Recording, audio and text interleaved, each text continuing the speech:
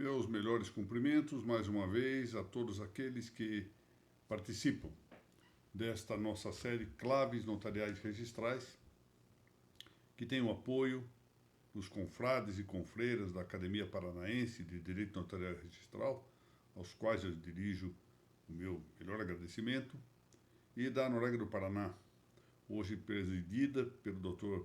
Matheus Araújo Vidro dos Santos, a quem também apresento os meus cumprimentos, que estendo às duas presidentes anteriores da Noréga Paranaense, a professora Mariana Pozzenato Martins e a professora Mônica Dalla Vecchia, que ainda hoje ocupa o cargo de coordenadora acadêmica dessa entidade, a ambas porque instituíram e mantiveram essa nossa realização semanal, o que muito empolgou a formação da doutrina notarial registral paranaense, que hoje tem um papel de protagonismo neste âmbito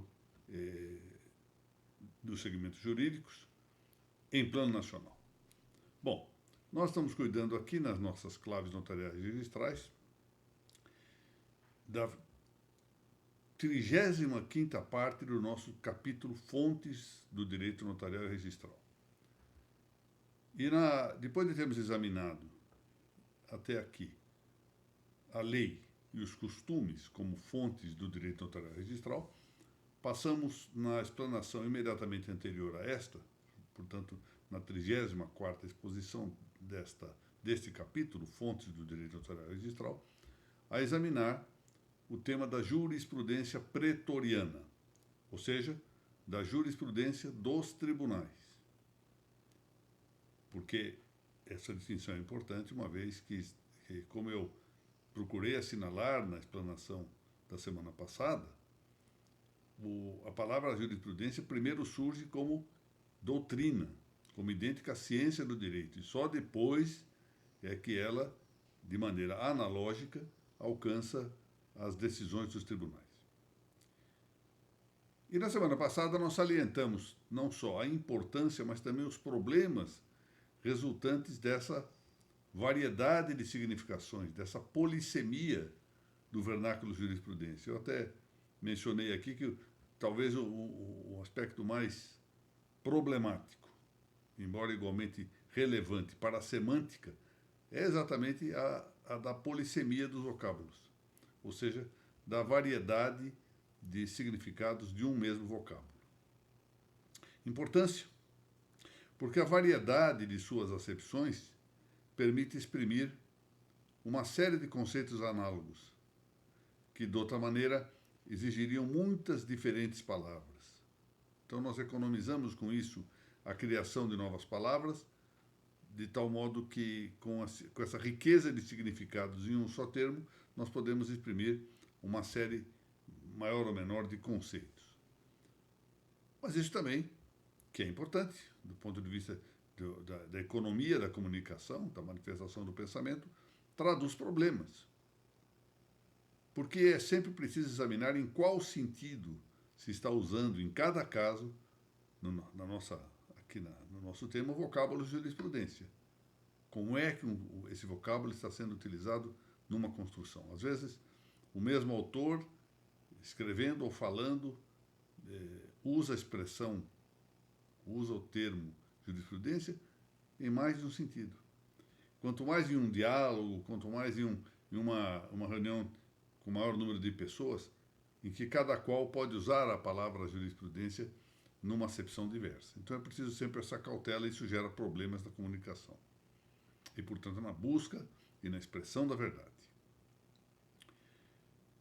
Nós também nos referimos ao uso predominante em nossos dias do nome jurisprudência para significar a ideia de jurisprudência pretoriana. Hoje é muito raro que se fale em jurisprudência doutrinária. Talvez eu seja um dos poucos aqui no Brasil que ainda insista em falar das jurisprudências pretoriana e doutrinária. Por uma questão de fidelidade aos textos de meus maiores que escreveram sobre o assunto, eu ainda distingo a existência da doutrina com a expressão jurisprudência também. Mas não há dúvida de que, em nossos tempos, a expressão, quando alguém fala em jurisprudência, está pensando na jurisprudência dos tribunais. Não está pensando na doutrina. Por outro lado, há também um ponto a referir, porque quando nós pensamos, e eu fiz essa apreciação na semana passada, no sentido etimológico, ou seja, na definição etimológica da palavra jurisprudência, que vem do latim jurisprudência, ou se nós quisermos prudência, iuris, em que, então, o vocábulo iuris aparece, no caso genitivo singular, significando do direito, prudência do direito. Nós verificamos um excesso nessa adoção, porque se nós formos pensar na jurisprudência como algo estendido a todo exercício de prudência jurídica, nós iríamos chegar a uma situação tal em que vamos ver condutas, por exemplo, no trânsito, o fato de eu me deter com cautela na esquina de um cruzamento, ou em que eu respeite a faixa de pedestre, ou que eu conduza dentro de uma velocidade compatível com a situação de trânsito, assim por diante, ou então a conduta mesmo de quem vai a um supermercado e faz as compras e verifica os preços e verifica se o pagamento, se os produtos estão sendo passados com correção para o pagamento, etc. São atitudes prudentes que dizem respeito ao direito, mas que a linguagem comum não adota como forma de jurisprudência. E, no entanto, em rigor, se nós fôssemos a indicação nominal, etimológica, nós teríamos essa referência. Essa atitude é de jurisprudência, de prudência jurídica. Portanto, parece aqui excessivo, efetivamente, estender essa noção etimológica para apanhar um quadro de nossos dias. Seja uma espécie de anacronismo, no fundo. Porque vamos apanhar uma situação do passado e traduzi-la forçosamente para um quadro presente. Feita essa reiteração, e lembrando sempre daquele aforismo que eu gosto de repetir, porque para todos nós é muito pedagógico, iteratio mater studiorum est, ou seja, a repetição é a mãe dos estudos. Vamos agora cuidar de entender um tanto em que consiste a jurisprudência, ou jurisprudência pretoriana, ou jurisprudência dos tribunais.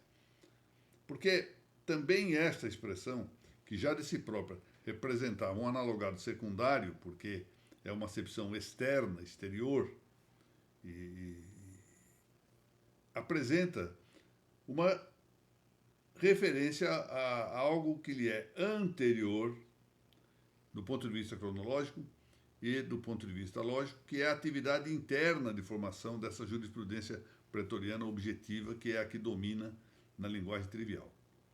De fato, um primeiro sentido de jurisprudência pretoriana, ou jurisprudência dos tribunais, aponta o produto resultante das atividades judiciais, enquanto próprias do poder judiciário. Hoje podemos falar também da função judiciária, para empregar uma expressão mais ao gosto aristotélico. Aqui se tem, portanto, um sentido externo, um sentido transcendente, porque transcende, vai além dos julgadores. De tal sorte que a jurisprudência pretoriana, nesse sentido externo, exterior, é um artefato, é um produto, uma obra, um opus, que exterioriza a atividade imanente de quem julga. Ou seja, aqui não é só, portanto, algo que surge do nada, mas é uma exteriorização de algo que lhe é, como eu disse, cronológico e logicamente anterior.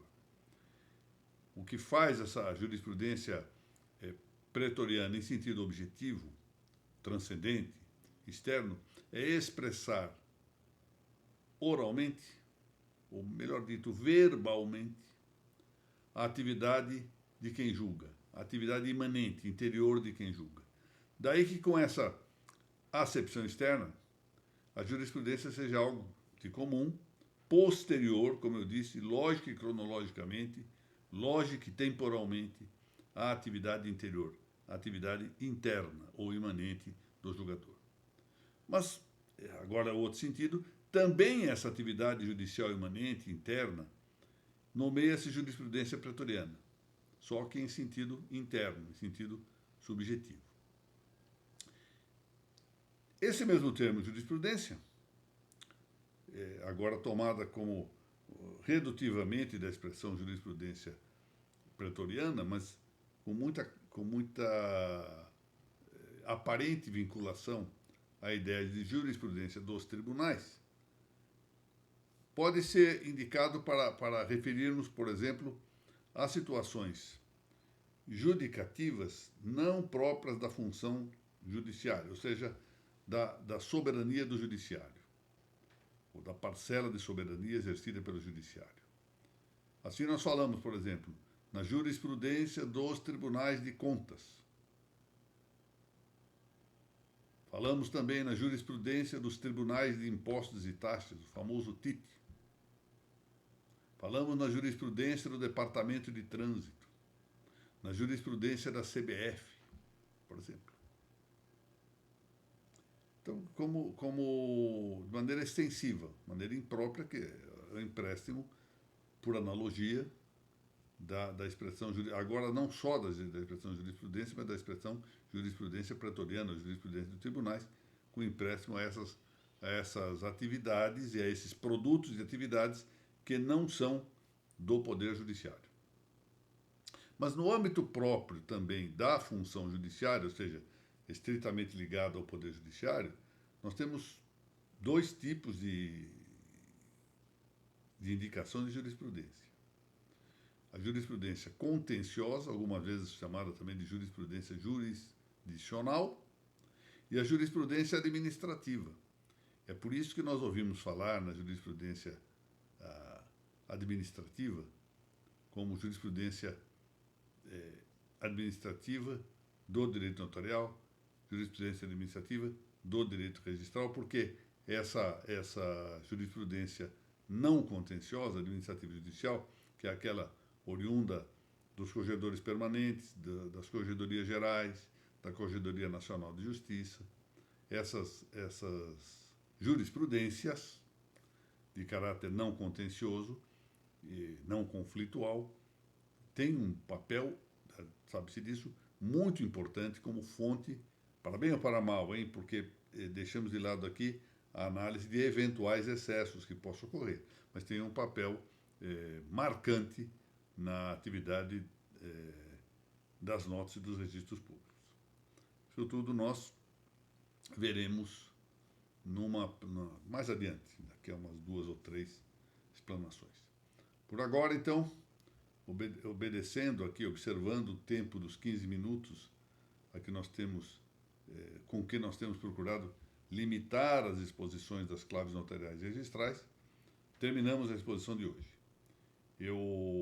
Essa exposição irá ao ar provavelmente no dia 22 de abril, e a esta altura eu estarei em terras espanholas. Eu vou a Madrid para proferir uma pequena palestra e tenho que deixar essas aulas previamente gravadas. Tanto é que já vou gravar uma outra em seguida. Muito obrigado a todos.